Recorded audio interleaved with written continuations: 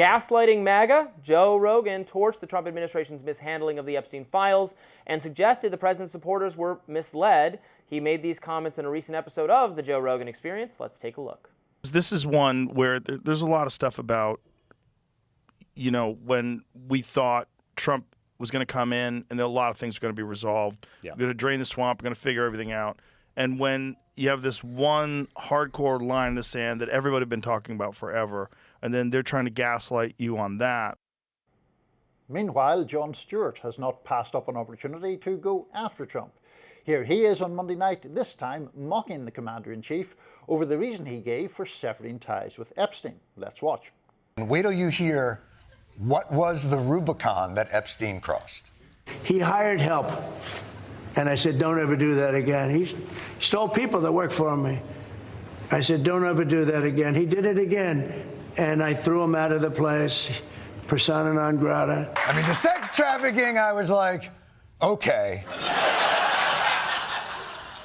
But he was also a low-level employee poacher.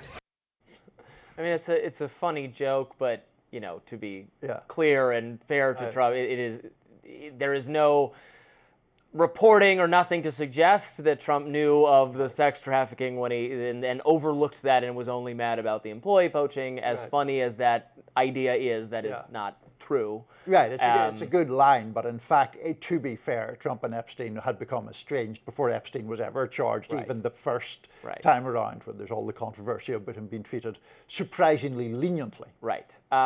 As far as Joe Rogan is concerned, I think it's good and speaks to his credibility to say consistent on this and to be dissatisfied with the answers the administration has given us. Joe Rogan has pursued this story for years and years and years. I think it probably first came to my attention because of coverage he was giving it. He has wanted to get to the bottom of it for a long time, and he's not pulling his punches. And really, he hasn't pulled his punches with Trump in general. He's said he disagrees with some of the deportation policies. He apparently spoke to Trump personally, that when they had dinner, he said that he, I think, motivated some of the shifting policy on whether all the farm workers and all the hotel workers should be deported too, with Trump backing off that, was, I think, due to having dinner with Joe Rogan. So there's consistency on his part. I know he gets criticized for various reasons by mainstream media people. I hope that next time he has a Trump adjacent or administration person on, he grills them on it. Hardcore grilling is usually not his style. He can ask them questions, press them a little bit. It was either Kash Patel, or I think it was Kash Patel who was on with him when Elon started saying that, and Trump's in the Epstein files, and Kash Patel was just like, oh, I'm not going to touch that. And I was like, really? Right. Really, my dude? That's nonsense. I know. No, absolutely. So I hope he has someone who's going to be more forthcoming than Kash on to discuss it. Yeah. Or if they're never going to come on to discuss it, then I hope he calls them out for saying they were happy to come on when we were just having a gab fest and all getting along, but now that I want to ask them why they're not living up to their promises, they're not willing to do it anymore. Yeah. And I hope that colors his commentary. Look, I certainly think it is indeed to Joe Rogan's credit that he is showing independence on this, that he is showing a willingness to criticize. I think it's to his credit that he objected on the deportations issue as well. Where I have a difference, or would put the emphasis in a different place to you, is I think in both these instances, firstly on the deportations, Trump had telegraphed, to my mind, pretty clearly what he was going to do, and people somehow thought that he was going to be gentler or milder than that, and then objected when he did what, to me, he'd pretty clearly telegraphed. I mean, when he's talking about immigrants poisoning the blood of the country, or when he's talking about the biggest deportation effort in the history of the United States, that's pretty obviously not only violent criminals that he's talking about.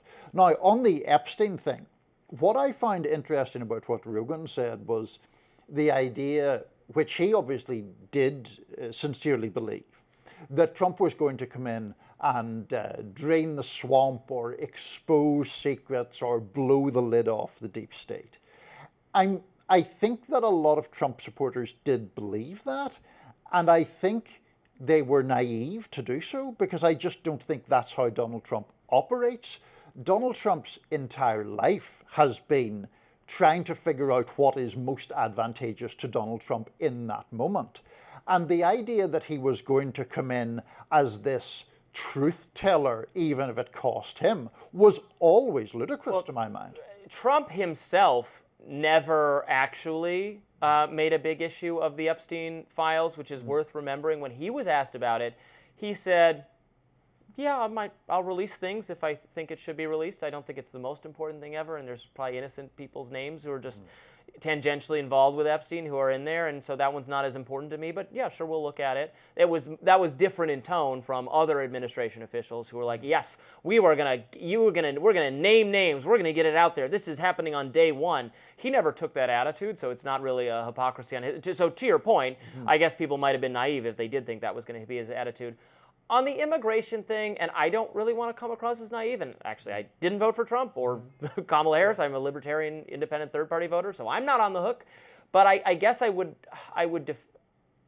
defend his rhetoric, but I would defend the idea that the things he said about immigrants, if you read that as, no, we're going to be really, really serious about stopping people from overrunning the border, and Tren de Aragua and MS-13, the violent gangs, they're all gone, and we're not going to be beholden to liberal pieties about that. We're going to get these people who are ruining our country, who are violent, who are disorderly. They're all going to be packed off.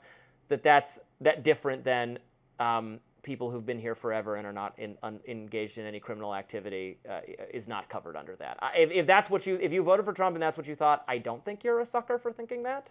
If you didn't understand that, but Stephen Miller does want to deport every single last person, and Stephen Miller's going to have a high-profile role. Maybe that. But I don't know. Well, I mean, Trump talked about deporting millions and millions of people. Like he explicitly said that. There was a semi-famous interview with Time magazine in the spring of 2024 where he talked about he wouldn't rule out, creating new prison camps for them. And he cited, I think it was during Eisenhower, was previously a massive deportation operation, and Trump was basically saying we're going to go beyond that.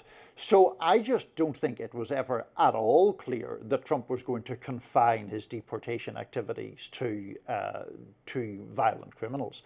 Getting back to the Epstein thing, though, it's true that Trump did not say, frequently at least, the same kind of things that people close to him did.